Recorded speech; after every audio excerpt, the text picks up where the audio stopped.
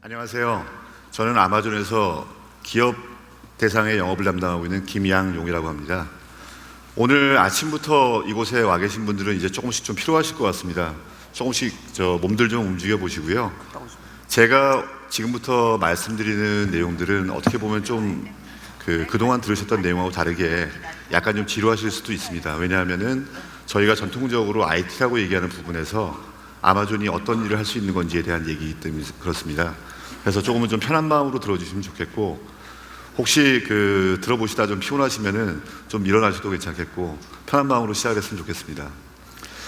저는 이 자리에 서기 전까지 여기에 와 계신 많은 분들처럼 국내에 있는 기업에서 프로그램 개발부터 제 일들을 시작을 했고요. 지금은 이제 영업이라는 일들을 하고 있고, 그리고 중간에 몇 차례 클라우드 컴퓨팅 관련된 회사들을 옮겨오다가 현재 오늘 이 자리에 서게 되었습니다. 그래서 오늘 제가 드리는 말씀들은 어떻게 보면은 저희가 경험해왔던 그 내용들도 있겠고, 그리고 저희 아마존이 국내에서 사업을 하면서 겪어왔던 일들, 그리고 해외에서 겪었던 일들이 중점이 될 것 같습니다. 그러면은 지금부터 좀 지루하지 않게 시작해 보겠습니다. 먼저 지금 보시는 이 다이어그램이 아마 지금 여기에 앉아 계신 분들이 어떤 영역이든 하고 계신 영역일 거라고 생각됩니다. 기업의 IT라고 하는 부분들은 기본적으로는 전사 어플리케이션이라고 얘기하는 ERP나 혹은 HR 시스템, 이런 시스템들부터 시작해서 각 단위 업무별 시스템들, 애프터마켓 서비스를 위한 어떤 시스템들이라든지 이런 것들이 되겠죠.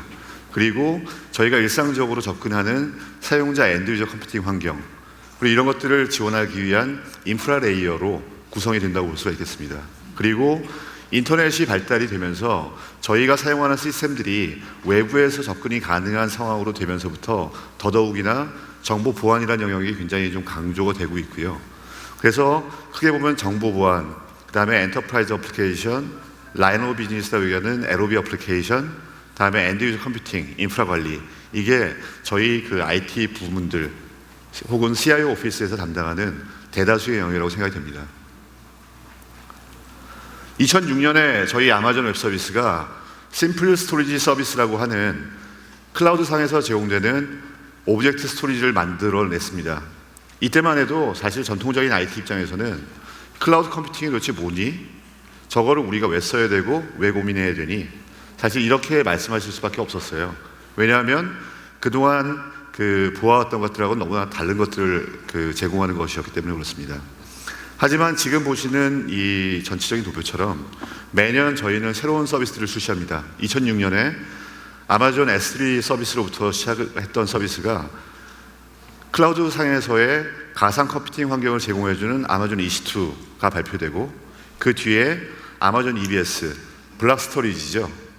그리고 여러 가지 스위치의 역할들과 같은 로드 밸런싱을 대신해주는 아마존 일라스틱 로드 밸런싱, 그리고 사용자의 데이터 센터에서와 같은 수준의 네트워크 분할을 지원할 수 있도록 해주는 아마존 VPC, 버추얼 프라이빗 클라우드라고 하는 서비스입니다. 그 다음에 IAM, 이런 내용들이 매년 발표가 되면서 사실은 저희는 기업 내 IT 부서에서 근무하시는 분들이 자유롭게 여러 가지 서비스를 선택을 해서 필요한 업무를 제공할 수 있는 환경을 이미 제공하고 있습니다.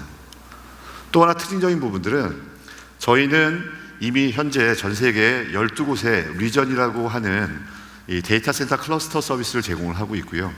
이런 리전 서비스를 통해서 필요하다면은 저희가 원하는 어떤 지역이든 간에 원하는 만큼의 컴퓨팅 인프라를 가지고서 서비스를 제공할 수 있는 어떤 이런 서비스 지역 선택의 자유를 제공할 수 있게 됐습니다. 현재는 저희는 전 세계 33개의 가용 영역, 그리고 54개의 엣지 로케이션을 통해서 이런 서비스를 제공할 수 있도록 되어져 있는 상태죠. 결국 2016년 오늘 현재에 있어서는 아마존이 제공하고 있는 전체 서비스의 폭과 깊이는 이와 같이 넓습니다. 뒤에 계신 분들은 잘 안 보이실 수도 있겠는데요. 하나하나 살펴보면은 아까 말씀드렸던 컴퓨팅 인프라에 해당되는 EC2, 또 스토리지, 다음에 데이터베이스 서비스들, 그리고 네트워크 연결을 위한 디렉트 커넥트 혹은 VPC와 같은 서비스들, 그리고 이런 것들을 기반으로 해서 전반적인 어널리틱 서비스를 구현한다든지 아니면은 기업 내부의 엔드유저 컴퓨팅을 지원하기 위한 이런 엔터프라이즈 어플리케이션들, 그리고 심지어는 요즘 대세가 되고 있는 IoT와 같은 부분들까지도 서비스의 영역이 확장되었습니다. 앞에서 보신 것과 같이 이런 부분들에서 최근에서 가장 중요한 부분들은 보안에 대한 영역이기 때문에 중간에 표현된 것처럼 아이덴티티 매니지먼트라든지 아니면 액세스 컨트롤, 전반적인 키 관리에 대한 부분들, 암호화는 어떻게 처리할 건지, 그리고 그 전반적인 그 인프라에 대한 디도스 공격이나 이런 것들을 어떻게 막을 건지, 이런 부분들까지 아마존이 이미 고민을 해서 서비스를 출시하고 있는 상태입니다. 클라우드에서 말씀을 드리면 대부분 하시는 말씀 중에 제일 첫 번째가 클라우드에서의 보안을 믿을 수가 있겠는가 라는 질문을 하시는데요. 사실은 역설적이게도 아마존만큼 보안에 대한 어떤 준비가 되어 있는 회사는 사실 없습니다. 지금 말씀드리려고 하는 사례는 미국에서 그 소매금융을 주로 담당하고 있는 캐피탈원이라는 회사고요. 그 안에 있는 쿼트는 캐피탈원의 CIO가 그 작년 저희 행사 때 오셔가지고 직접 발표하신 내용입니다. 본인들이 아마존을 선택하게 됐던 가장 큰 배경은 사실은 자기들이 그 데이터 센터에서 구현할 수 있는 것보다 더 높은 수준의 보안을 구현할 수 있을 거다라는 믿음 때문이었다는 거죠. 그래서 결국은 이 본인들이 가지고 있던 8개의 데이터 센터 가운데서 핵심이 되는 3개의 데이터 센터를 제외하고 나머지 데이터 센터 전체를 다 아마존으로 넘겨오는 이런 과감한 의사결정을 하게 됩니다. 이 업무는 저희가 보통 아마존 그러면 웹사이트 만들 수 있겠지? 뭐 게임 같은 것들을 만들 수 있을 것 같아. 그렇게 보안이 중요한 건 아니니까. 그렇지만 미션 크리티컬 업무를 돌릴 수 있겠어? 사실 은행에서 제일 중요하다고 생각하는 미션 크리티컬 업무를 이쪽은 저희 시스템상에서 운영을 하고 있는 상태인 거죠. 또 하나 아마존이 제공해드리는 자유는 무엇보다도 그 클라우드가 드리는 혜택 가운데 가장 큰 걸 텐데요. 선투자를 해야 되는 이 KPX로부터 자유로워질 수 있다는 점입니다. 저희가 보통 프로젝트를 시작을 하게 되면은 프로젝트 시작 초기에 장비가 있어야 되겠죠. 왜냐하면 어디선가 개발을 해야 될 거니까. 그죠? 그래서 지금 보시는 것처럼 그 장비를 구매를 하게 됩니다. 지금 보시는 그 그래프에서 회색으로 그 표현된 영역은 이 서비스가 얼마만큼의 컴퓨팅 리소스가 필요할 건지를 생각을 하고 투자를 하는 전체 투자 금액입니다. 이 안에는 서버 비용, 다음에 스토리지 비용, 네트워크 관련된 비용들 여러 가지 다 포함되어 있겠죠. 실제 사용자가 서비스를 시작하는 부분들은 지금 녹색으로 표현된 영역들입니다. 사실 사용자들이 서비스를 시작해 나가는 것들은 지금 보시는 것처럼 여러 가지 하루에도 아침 출근 시간대에 몰리는 시스템들이 있어요. 예를 들면은 엔터프라이즈 포털 같은 경우는 출근하시자마자 먼저 이메일을 켜기 때문에 제일 먼저 피크로 올라가죠. 하지만은 하루 그 평균을 봤을 때 야간 때에는 거의 그 시스템의 운용 상황은 없습니다. 이런 식으로 사용량은 변동량이 있는데 데이터 센터는 이만큼 미리 캐파를 잡아야 된다는 거죠. 저희는 이런 부분의 어떤 불합리함으로부터 자유를 제공하고 있습니다. 그래서 결국 이런 낭비된 자원들을 실제 기업에서 필요로 하는 투자를 할 수 있도록 돌려드리는 게 굉장히 중요한 부분이라고 생각을 하고 있는 겁니다. 요약을 한다면은 아까 앞에서 봤던 그 5개 영역, 정보 보안이랄지, 전사 어플리케이션, 업무 어플리케이션, 엔드 유저 컴퓨팅, 그리고 전반적인 인프라에 대한 부분들에 대해서 아마존은 모든 그 솔루션을 가지고 있는 상태입니다. 그래서 이제는 더 이상 왜 클라우드를 해야 되느냐가 아니고 왜 클라우드를 도입하지 않으면 안 되느냐는 질문을 하는 시대가 온 것 같습니다. 특히나 미국 같은 경우에는 보통 한국보다 클라우드의 특히 퍼블릭 클라우드의 도입이 약 2년에서 3년 정도 빠르다라고 말씀들을 하시는데요. 그 2, 3년 빨리 간 미국 같은 경우에는 이미 클라우드 퍼스트라고 하는 정책을 설정을 하시고 회사 내에서 뭔가 새로운 업무 시스템들을 만드실 때 클라우드를 왜 안 써야 되는지에 대해서 저스티케이션을 하는 이런 상황까지 와 있다라고 합니다. 간략하게 AWS에 대한 부분들의 좀 이해를 좀 도와드리려고 앞부분 인트로를 좀 말씀을 드렸고요. 기업에서 사용되는 업무용 어플리케이션의 그 대표적인 부분들은 뭐니 해도 아마도 SAP가 아닐까 생각이 됩니다. 이 가운데 오라클을 쓰고 계신 고객들도 많이 계시겠지만 국내에서는 아무래도 여러 형태로 SAP를 쓰시는 경우가 많은 것 같아서 오늘은 특히 SAP와 저희가 어떻게 그 연결이 되어 있는지를 좀 설명을 좀 더 드려보고자 합니다. 생뚱맞게 퍼블릭 클라우드 그리고 AWS에서 SAP를 말씀드리니까 좀 의아하게 여겨주실 것 같은데요. 사실 SAP는 저희 AWS의 오래된 고객사이시고요. 그리고 저희는 이미 2011년부터 SAP의 글로벌 테크놀로지 파트너입니다. 이 말씀은 AWS가 제공하는 컴퓨팅 인프라를 통해서 SAP의 어플리케이션을 돌릴 수 있는 인증 프로그램들을 만들기 위해서 노력을 했던 거고요. 굉장히 많은 영역들이 현재 인증이 되어져 있는 상태입니다. 조금 자세히 보시면은 이미 하나원이라든지 아니면은 SAP 하나 플랫폼 혹은 SAP 하나 포 B1 같은 하나 베이스의 솔루션들은 이미 다 인증이 되어져 있는 상태이고요. 좀 더 자세히 보시면은 SAP의 주요 비즈니스 어플리케이션들, SAP의 비즈니스 스위치라든지 혹은 SAP의 비즈니스 웨어하우스 같은 것들이 이미 저희의 인증이 되어져 있는 어플리케이션 목록입니다. 그리고 이러한 플랫폼들을 지원하기 위한 데이터베이스 레이어에 있어서도 SAP 하나 혹은 MaxDB, Adaptive Server Enterprise Edition, DB2 혹은 MS SQL 같은 이런 데이터베이스를 다 인증이 되어져 있고요. SAP의 인테그레이션 레이어에 존재하는 부분들과 그리고 여러 가지 모바일 솔루션, 아파리아 같은 부분들, 이런 부분들도 이미 모두 다 인증이 되어져 있습니다. 이런 내용들은 SAP에서 제공하는 SAP의 서포트 노트들을 좀 보시면 좀 더 자세한 내용들을 보실 수가 있을 거고요. 각각의 해당되는 내용들처럼 실제 저희는 이미 인증 프로그램이 완전히 완료가 되어 있는 상태이고 온라인 서포트를 통해서 서포트를 받으시는 경우에도 AWS의 리눅스상에서의 어플리케이션에 대한 부분들 혹은 윈도우즈에서의 어플리케이션에 해당되는 부분들에 대해서 지원을 받으실 수 있는 단계입니다. 그러면 AWS에서 어떤 것들을 가지고서 SAP의 이런 어플리케이션들을 지원할까요? 당연히 저희는 어플리케이션 레이어를 담당하는 회사가 아니기 때문에 이 경우에 있어서는 주로 인프라 영역에서 그리고 데이터베이스 레이어에서의 어떤 서비스들을 제공을 하고 있고요. 저희가 가지고 있는 여러 가지 인스턴스 타입들, 지금 보시는 다이어그램은 T 타입, M 타입, C 타입, R 타입, I 타입, D 타입, G 타입해서 아마존 웹 서비스가 제공하고 있는 다양한 인스턴스 타입을 소개를 하고 있습니다. 그 가운데 M 타입과 C 타입, R 타입이 보시는 것처럼 SAP의 서티피케이션을 받고 있는 인스턴스 타입들입니다. 특히 SAP 하나 데이터베이스를 지원하기 위해서는 현재 R3 ALX 라지 타입의 인스턴스가 서티피케이션이 되어져 있고요. 이 인스턴스 타입은 총 32장의 vCPU 그리고 244기가의 메모리를 가지고 있는 인스턴스입니다. 고작 244메가 가지고서 하나를 어떻게 돌리지? SAP를 어떻게 돌리지? 라고 생각들을 하실 것 같은데요. SAP의 하나의 경우에는 사실은 페더레이션을 통해서 스케일 아웃할 수 있는 구조들을 지원을 하고 있고요. 만약에 약 4테라가량의 메모리가 필요하다고 하면 R3 ALX 라지를 스케일 아웃을 한 17개 정도 시킨다고 하면 유사한 수치가 나올 것 같습니다.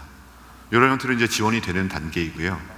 단순하게 이런 형태뿐 아니고 곧이어 올해 상반기에 아마도 소개가 될 걸로 예상이 되는 X1 인스턴스라고 하는 부분들은 이러한 대량의 메모리와 그리고 대량의 CPU를 지원하기 위해서 만들어진 인스턴스로 최대 100개의 vCPU 그리고 2테라까지의 메모리를 지원하는 이런 인스턴스로 구성이 될 예정입니다.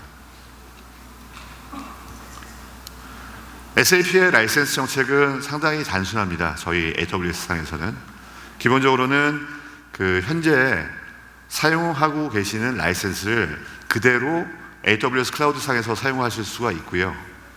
그래서 BYOL이라고 하는 게 기본 정책입니다. 그리고 AWS가 제공하는 마켓플레이스 상에서 이 프로비전을 받으시는 경우에 있어서는 프로비전된 인스턴스 타입들 안에 이 SAP의 라이센스 비용이 포함된 형태로 구성이 되기 때문에 좀 더 손쉽게 사용할 수가 있을 것 같습니다. 자, 그럼 여기까지 듣고 나시면 의문점들이 드시는 부분들이 몇 가지가 있으실 거예요. 좋다. AWS는 SAP를 충분히 돌릴 수 있다라고 주장을 하는데 정말로 그러한가? 국내에도 지금 이러한 일들을 하고 계신 고객들이 있습니다만은 아직은 말씀드릴 수 있는 단계가 못 되기 때문에 몇 가지 정도 해외 고객 사례를 좀 말씀을 드리고 일단은 고객 사례를 좀 대신해야 될 것 같습니다. 저희에게 굉장히 익숙한 회사죠. 켈로그 하면은 시리얼, 컴프로스트, 그리고 저희 딸도 굉장히 좋아합니다만 프링글즈, 이런 과자를 전 세계 판매를 하는 회사고요. 과자하고 시리얼을 팔아가지고서 전 세계 한 180개 나라에서 한화로 약 한 170조 정도 매출을 한다고 합니다. 켈로그의 경우에 있어서는 아마존의 이런 SAP의 도입이라는 것 자체는 어떻게 보면 좀 실험적인 부분들을 포함해서 이제는 프로덕션 레벨로 넘어오신 단계고요. 그 경과를 좀 자세히 좀 보려고 합니다. 2013년도에 켈로그의 IT 인프라 부문에서는 크게 3가지 목표를 비전으로 설정을 합니다. 내부적으로 비용 절감에 대한 어떤 이런 요구에 부응하기 위해서 대응을 하는 부분이겠죠, 당연히. 그래서 지금보다는 좀 더 민첩하게 현업의 요구사항에 대응해야 되겠다. 그리고 좀 더 혁신적인 방법들을 도입해야 되겠다. 그리고 비용을 절감해야 되겠다. 라는 목표들을 설정을 합니다. 이 배경에는 사실 이런 것들이 있습니다. 켈로그 같은 회사들은 수시로 프로모션에 따라서 여러 가지 결과값들을 도출을 해내고 그 분석된 결과를 가지고서 다른 프로모션들을 이제 수행을 하고 해야 되는데 사실은 그 데이터의 양이 상당히 많다는 거죠. 그래서 미국의 같은 경우에 이런 프로모션 데이터의 양 자체가 한 16테라 정도, 월드와이드로 같으면 한 50테라 이상 정도가 나오는 거고, 이걸 분석을 한 결과 가지고서 다음 프로모션을 이제 만들어야 되는데 그 대응하는 데 걸리는 시간들이 상당히 길었다는 겁니다. 길게는 한 달까지. 그리고 가만히 보니까 실제 저희가 겪었던 일들이기도 하고 지금도 벌어지고 있는 일일 것 같습니다만은 장비 하나 교체를 해야 된다고 생각을 하고 장비를 업그레이드 하기 위해서 발주를 내게 되면은 8주에서 보통 한 12주 정도 리드타임 필요하시죠. 거기다가 품위 포함하면은 앞에 품위 또 결제받는데 리드타임 한 8주. 그럼 보통 한 16주에서 20주 정도가 지나야 실제 어떤 이런 환경 구성이 가능한 거죠. 이런 챌린지를 넘어가기 위해서 켈로그의 CIO는 여러 가지 안들을 검토를 했고요. 데이터 센터를 좀 더 확장하는 방안, 코로케이션의 업체를 바꾸는 방법들, 그리고 퍼블릭 클라우드를 도입하는 부분들을 검토를 해서 결국은 AWS를 실험적으로 한번 써보자는 결정을 했습니다. 그리고 당장의 프로덕션 업무에다 이걸 투입하기에 너무 좀 위험스럽다고 판단이 되기 때문에 어느 회사나 그렇겠지만 먼저 개발계하고 다음에 테스트계에다가 이 내용들을 적용을 해보시고요. 그 결과 안정성이라고 하는 부분들, 그리고 퍼포먼스라고 하는 부분들이 오히려 기존의 데이터 센터보다 확장이 된다는 것들을 알아내시고는 이 부분들을 실제 업무에 적용을 합니다. 그리고 올해 3월에 아태 지역 대상에 약 한 1,600분 정도 되는 이 고객들을 대상으로 해서 주요 모듈들, ECC나 SCM, BW 같은 것들을 이제 적용하시게 되는 거죠. 결국은 전반적으로 기존의 데이터 센터에서 운영하시던 것보다도 훨씬 더 성능이 향상됐다는 게 사실 가장 큰 부분이었고요. 그리고 그 외에 따라오는 부분들은 이 비용에 대한 부분들이 굉장히 줄었다는 부분, 그리고 현업의 요구사항에 맞춰가지고 이런 일들을 할 수 있는 시간이 많이 줄었다는 부분들이 성과였습니다. 올해 최근에 저희가 이제 서울 서밋인데 조금 전에 이제 시카고에서도 똑같이 서밋이 있었고요. 시카고 서밋에서 켈로그에서 나와서 말씀해 주신 내용들은 이런 성과를 바탕으로 해서 올해 안에 이제 유럽 지역에다가 SAP 전체 마이그레이션을 확산을 하겠고 내년도에는 북미, 남미 해서 전체 켈로그가 AWS상에서 SAP 워크로드를 움직이게 될 것이다 라는 말씀을 주셨습니다. 저희한테는 좀 익숙치 않은 회사입니다. 시코라는 회사고요. 이 회사는 전 세계에다가 해상 운송용 컨테이너를 빌려주는 일을 하는 회사입니다. 직원 수는 당연히 많지 않겠죠. 왜냐하면은 컨테이너를 빌려주고 그리고 그것들을 통해서 수익을 얻는 회사니까. 하지만 매출은 70조가량이 되는 상당히 큰 회사이고요. 이 회사 같은 경우는 이 회사에서 운영하고 있는 SAP의 모든 시스템들을 저희 쪽에 마이그레이션을 다 마쳤습니다. ERP, CRM, BW, 다음에 PI, 내리고 포탈, 이 모든 내용들입니다. 이 회사의 상세한 내용들은 이 회사의 IT 디렉터가 직접 나와서 말씀하시는 내용들을 잠깐 좀 비디오로 보시겠습니다. main benefits we see with the performance of SAP on AWS is the agility the platform gives us, because almost all of our business processes are run on that platform. My name is Brendan O'Neill. I'm the Director of IT Services for Seco Global. We're one of the largest container leasing companies in the world.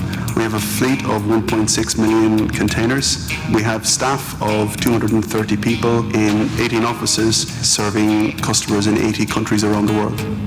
The reason we decided to look at cloud was mainly because our infrastructure was aging and we needed to reinvest in that infrastructure. So things we looked at were converged infrastructure, private, public cloud, and or refreshing the infrastructure as it was.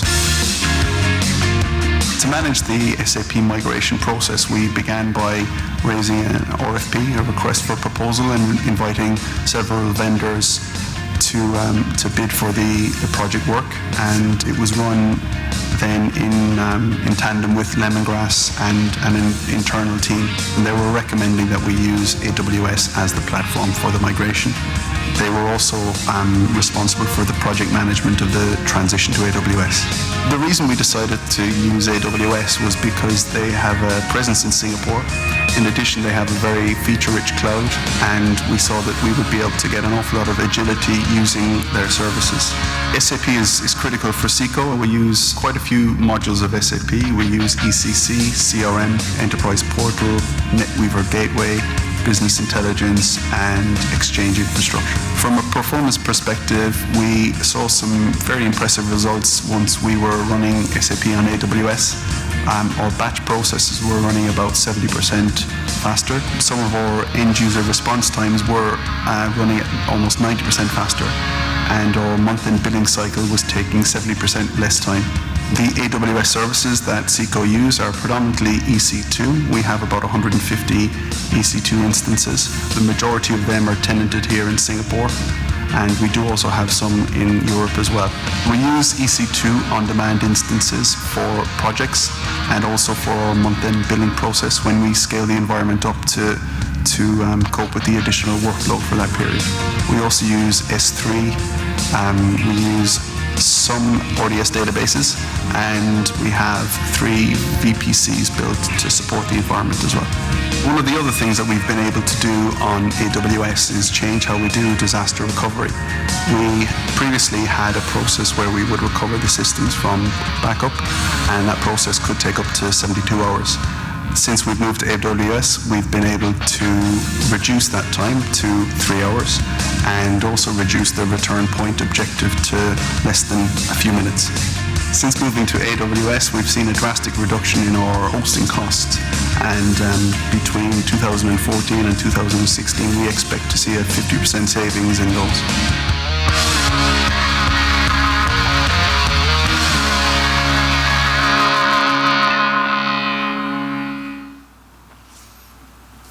브루스 윌리스 같지 않으셨어요? 전 처음에 비디오 보면서 브루스 윌리스 같이 생겼다라고 생각했었는데, 사실 Seco의 사례는 굉장히 큰 유저가 사용하는 시스템은 아니에요. 하지만 여기서 돌아가는 그 데이터의 사이즈는 작지 않습니다. 그리고 무엇보다 제가 인상적이었던 부분들은 AWS를 사용함으로써 이분들이 그동안 그 응답 속도 부분에서 가지고 있던 것 대비해서 약 90% 정도 향상이 됐다는 부분들, 그리고 월별 그 청구 처리하는 부분들의 시간이 현저하게 단축됐다는 부분들, 또 하나는 AWS가 갖고 있는 그 멀티 에이지 구조 때문인데요, 재복구 시나리오를 구성하는데 굉장히 도움이 됐다는 부분들, 이런 것들이 그 상당히 좀 인상적이었던 것 같습니다. 결론적으로 보면 AWS는 SAP에게 있어서는 SAP가 그 인증하는 그 플랫폼인 거고요. 오전 세션들을 들으신 분들은 혹시 들으셨는지 모르겠는데, 가용 영역이 저희가 나뉘어져 있는 형태로 되어 있기 때문에 일반적으로 보면은 복수개의 데이터 센터를 운영하는 거죠. 그래서 기존의 싱글 데이터 센터를 가지고 서비스하는 것보다는 훨씬 더 높은 수준의 HA를 구현할 수 있다라는 부분이 공통적인 어떤 그 효과라고 말씀하시는 부분인 거고요. 그리고 전반적으로 비용이 절감되면서도 굉장히 그 운영하면서 그리고 실제 관리를 하면서 유연하다는 게 좀 특징이 될 수 있을 것 같습니다. 아까 이 세션을 들어오기 전에 몇 분한테 제가 이런 질문을 들었어요. 아마존 웹 서비스에서 윈도우즈 서버들도 운영이 됩니까? 그래서 제가 이 세션을 준비하면서 이 내용을 굳이 준비를 해야 될까 생각을 했었는데 잘 모르시는 분들이 있는 것 같더라고요. 아마존에서 윈도우즈 관련된 서비스들은 모두가 다 동작이 되고요. 아마존은 이렇게 생각합니다. 그 데이터 센터에서 운영하고 계시는 윈도우즈 환경보다 훨씬 더 안전하다. 왜냐하면은 아마존은 아까 맨 처음에서 보시는 장표에서처럼 보안 부분을 강화하기 위해서 사용자의 어떤 그 접근 권한 관리를 하고 있는 IAM 서비스, 그리고 서브넷 단위로 분리해서 네트워크를 관리할 수 있는 VPC 서비스, 제가 표준 컨피그레이션이라고 생각했는데 그 컨피그레이션을 지키지 않았을 경우에 저한테 알람을 주고, 그리고 그 컨피그레이션대로 그 운영되고 있는 시스템들이 어떻게 되는지를 알려주는 AWS 컨피그 서비스 뭐 등등등, 혹은 어떤 사용자가 어떤 API를 통해서 어떤 리소스를 그 액세스 했는지를 보여주는 그 클라우드 트레일 같은 서비스를 통해서 기존 데이터 서비스 센터에서의 어떤 운영보다 훨씬 더 안전한 환경을 제공한다는 게 가장 특징이 되겠고요. 보장되어져 있는 SLA 수준 99.95%의 가용성, 그리고 무엇보다 저렴한 비용으로 유연한 환경을 구성할 수 있도록 그 윈도우즈 환경에 대한 지원 체계를 가지고 있습니다. 좀 복잡하게 보이실 것 같은데요. 간단히 보시면 그 마이크로소프트에서 갖고 있는 윈도우즈 서버 제품군은 다 있구나, 그리고 그 외에도 여러 가지가 존재하는구나 정도라고 생각하시면 되는데, 여기서 그 키포인트는 AMI라고 하는 겁니다. 아마존 머신 이미지라고 하는 형태로 되어 있기 때문에 사용자는 필요에 따라서 지금 보시는 화면처럼 선택을 하고 여기서 바로 컨티뉴를 하게 되면은 이 그 구성대로 제 인스턴스가 프로비전이 되고, 그리고 이제 비용이 그 청구가 되기 시작을 하죠. 그리고 MS의 라이센스 형식이 복잡한데 MS의 라이센스는 이런 인스턴스에는 시간당 과금에 포함된 형태로 제공이 됩니다. 왜냐하면 저희가 그 MS의 스플라 파트너이기 때문에 그렇습니다.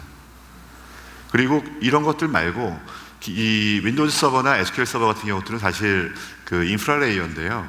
그 위에 올라가야 되는 애플리케이션들, 예를 들자면 쉐어포인트라든지 링크라든지 아니면 익스체인지 같은 경우는 사실 이 환경 구성을 하는 것들이 상당히 복잡할 수가 있습니다.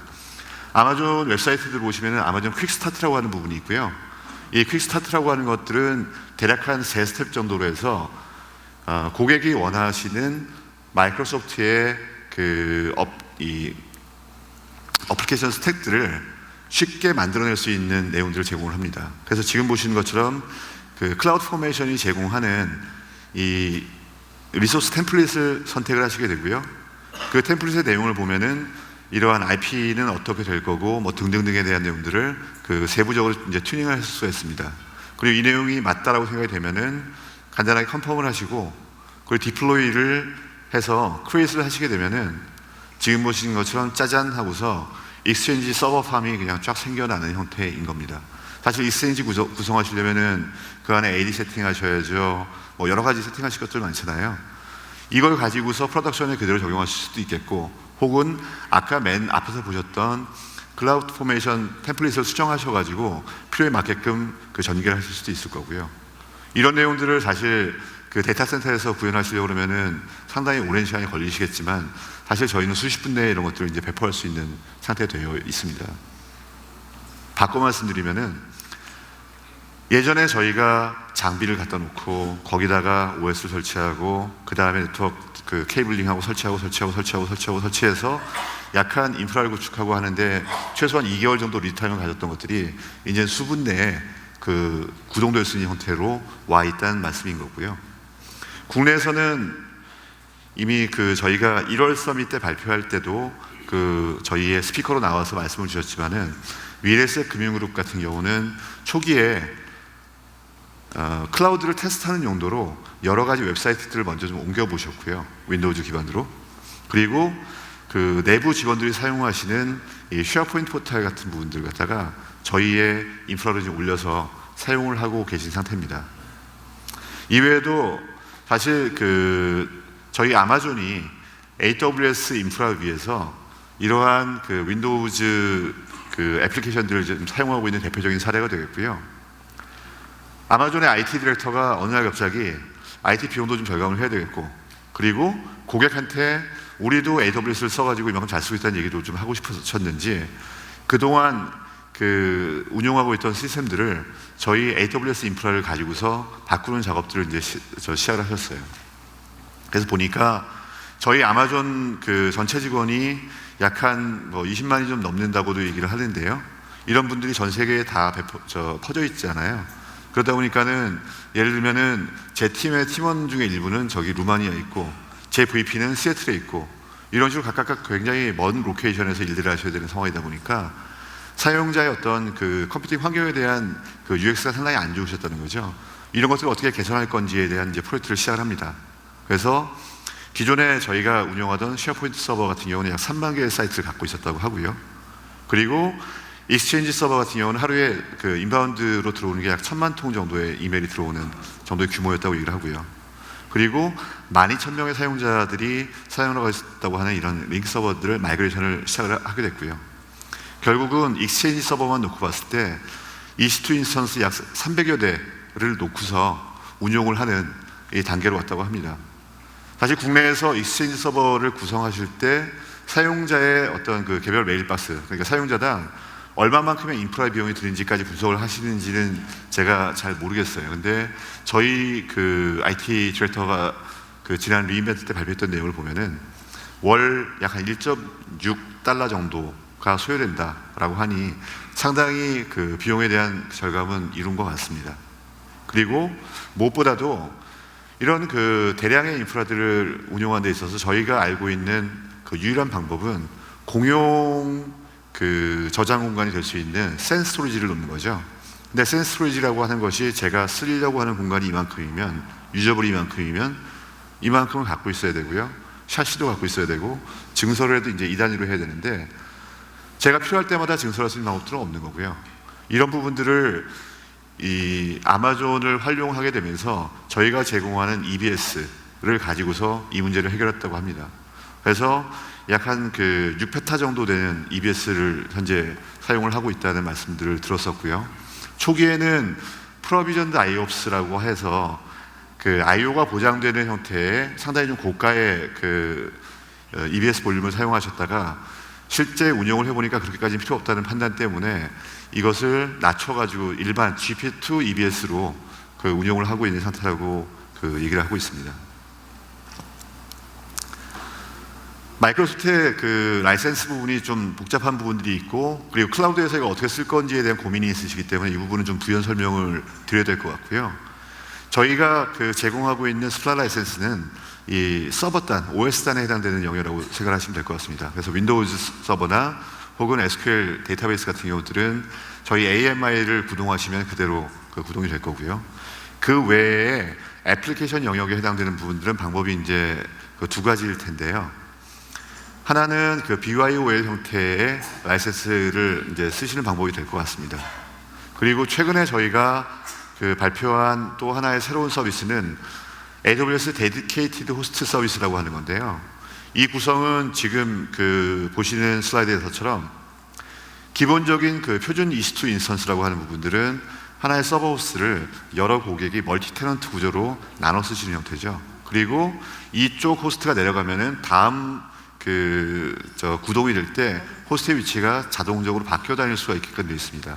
이런 배정은 AWS가 시스템적으로 자동적으로 프로비저닝을 하는 형태인 거고요. 이 형태가 되게 된다고 하면은 그 마이크로소프트의 그 라이센스 모빌리티 정책에 문제가 될 부분들이 있고요. 그리고 이런 부분들을 그 피해갈 수 있는 방법들은 지금 우측에 보시는 것과 같은 데디케이티드 호스트를 이제 이용하시는 방법입니다. 데디케이티드 호스트는 이 서버 안에서 어느 영역에서 저희 호스트가 구동이 될 건지를 사실은 지정을 해서 고객이 운영하실 수가 있는 형태고, 이 안에서 코어 수, 소켓 수 이런 것들이 얼만큼이 되는지까지를 튜닝하실 수가 있는 상태로 되어져 있습니다.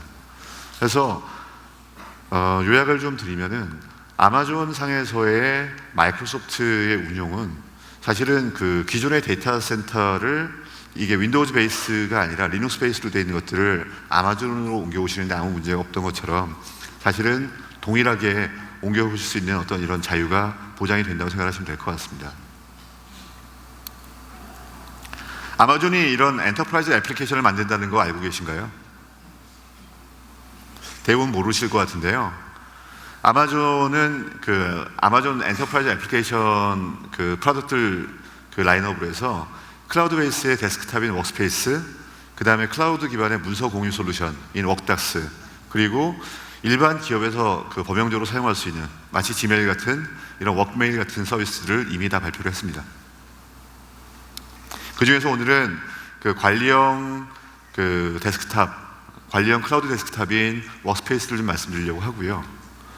워크스페이스라고 하는 부분들은 기존에 어떻게 보면은 저희가 친숙한 VDI로 이해를 하셔도 좋을 것 같습니다. 다만 이제 클라우드에 올라와 있는 형태의 VDI라고 보시면 될 것 같고요. 다른 것보다도 이 중에서 VDI를 구축해 보신 분들은 동일하게 갖고 있는 이 고통이 있으셨을 거예요. 첫 번째, 자, 우리 사용자들은 전 세계에 다 퍼져 있다. 우리 북미에도 사용자가 있고요, 유럽에도 사용자가 있고요, 아시아에도 있어요. 근데 VDI는 어디다 구성을 해야 되나요? 한국에. 그랬더니 해외 거점에 있는 사용자분들이 너무 느리다고 그러시죠. 그러면은 그분들을 위해서 전 세계의 데이터 센터를 저희가 다 구현을 해야 될까요? 이것도 어렵죠. 저희 워크스페이스 같은 경우는 이미 전 세계의 리전을 통해서 이런 서비스를 하고 있기 때문에 이런 부분들에 대한 기본적인 해답이 있습니다. 그리고 특정 지역에서 다음 지역으로 넘어가는 경우에는 어떻게 할 건지, 그리고 예를 들면 지금 계속해서 새로운 어떤 디바이스들이 모바일 디바이스들을 중심으로 나오고 있는데, 그럼 이런 디바이스들에 대해서는 어떻게 대응을 할 건지, 이런 부분들에 대한 손쉬운 해답이 될 수 있는 것이 아마존이 제공하는 워크스페이스일 것 같습니다. 보통 학교에서 혹은 계약직 직원들이 많은 경우에, 혹은 프로젝트 팀인 경우에 이런 거에 이제 많이 사용들을 하시죠. 저희가 제공하는 워크스페이스는 PC 오버 IP 프로토콜을 통하기 때문에 이 클라이언트 단에는 아무런 정보가 남지 않습니다. 사실 빈넷 픽셀만 날아가는 거죠. 그래서 굉장히 안전하다고 생각할 수가 있을 것 같고요. 또한 지금 보시는 것처럼 기존 데이터 센터에 있는 디렉토리 서비스와 같은 것들과 통합이 되기 때문에 사용자의 인증에 대한 연계라든지 이런 부분들이 굉장히 자유롭게 구성이 됩니다. 그래서 지금 보시는 것처럼 빨간색으로 표현된 것들이 이제 인증을 위해서 들어오는 부분들이고요. 제가 사용자 아이디와 패스워드, 필요하면 MFA 토큰을 이용한 멀티팩터 오터티케이션 해시 값들을 집어넣고 인증을 시도를 하게 되면 저 내용들이 저희 액티브 디렉토리 커넥터, AD 커넥터라는 내용을 통해서 회사 내에 있는 액티브 디렉토리로 연결이 됩니다. 그래서 인증을 시도를 해서 오케이. 그럼 그 다음부터는 저희 이제 워크스페이스 인스턴스, 우측에 보이시는 EC2 인스턴스 위에 올라가 있는 내용들이죠. 저런 것들을 통해서 이제 워크스페이스를 쓰시게 되는 겁니다. 아마존이 왜 이런 워크스페이스 서비스를 만들었을까요? 어떻게 보면은 저희가 갖고 있는 EC2라고 하는 서비스는 가상화 베이스인 거죠. VDI도 결국 같은 맥락일 것 같습니다. 사실은 저희가 굉장히 잘하는 영역에서 서비스를 출시한 거라고 이해를 하시면 좋을 것 같네요. 해외에서 가장 큰 고객 중에 하나인 존슨 앤 존슨 같은 경우는 약 한 2만 5천 직원들을 대상으로 이런 서비스를 진행을 하고 계시고요. 올해 말까지 해서 이분들에게 워크스페이스 전체를 갖다가 다 제공하는 걸 목표로 하고 있습니다. 다시 돌아가면은 저희가 알고 있는 아마존 웹 서비스는 단순하게 인프라 영역만을 대응하는 게 아니고 전체적인 어플리케이션이라든지 LOB 애플리케이션 혹은 엔드 유저 컴퓨팅, 그리고 정보 보안에 있어서까지 대부분의 영역을 다 커버를 하고 있습니다. 그리고 저희 아마존이 직접 제공하고 있지 않은 서비스에 대해서는 아마존 마켓플레이스라는 부분을 통해서 예를 들면 BI, 네트워킹, 가속화, 데이터베이스 이런 부분들을 저희와 함께 일하고 있는 ISP 파트너들을 통해서 손쉽게 확장할 수 있는 이런 확장성을 제공하고 있습니다. 자, 그럼 다시 질문 드리겠습니다. 이제 2016년 여기까지 AWS는 발전을 해왔고요. 매년 몇백 가지가 넘는 신규 서비스, 작년 같은 경우는 722가지의 신규 서비스와 기능을 출시했습니다. 현재 이 시점에서 이만큼의 지원을 하고 있고 앞으로 저희는 더 많은 부분들을 지원을 할 거고, 그리고 기업에서 필요로 하는 IT 모든 부분에 대응을 할 수 있도록 노력을 할 겁니다. 아직도 왜 클라우드인지를 고민하실 이유는 없을 것 같습니다. 오늘 들으신 설명이 상당히 좀 하이 레벨이고, 그리고 좀 디테일한 궁금증이 많으실 것 같아요. 고민하지 마시고 저와 같은 영업 혹은 저희의 이런 그 컨설팅을 도와드리는 프로서브 팀 그리고 솔루션스 아키텍트 팀 기다리고 있으니까요. 언제고 연락을 주십시오. 여기까지 제 세션을 마치려고 합니다. 지금 보시는 URL로 접속을 하셔서 이 세션에 대한 피드백을 좀 주시면 저희가 다음 행사를 준비하는데 좀 더 많은 도움이 될 것 같습니다. 조금 지루한 내용이었을지도 모르겠고 또 죄송하게도 제 목소리가 굉장히 졸리기 때문에 좀 졸리셨을 텐데 끝까지 들어주시느라 수고 많으셨고 감사드립니다. 감사합니다.